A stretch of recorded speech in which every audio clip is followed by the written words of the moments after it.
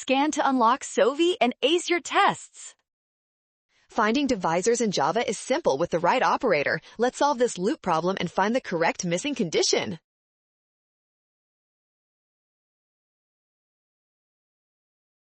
To determine whether an integer evenly divides another, we need to check if the remainder is 0. We are testing if k is a factor of our variable called input val.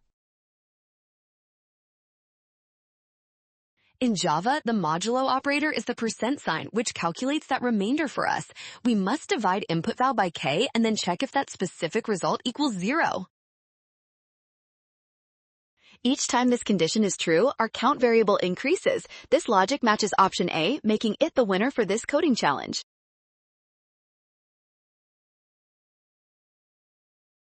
Well done! Scan the code to learn with Sovi. Avoid the rush and watch signs. Trust the given information and check your steps.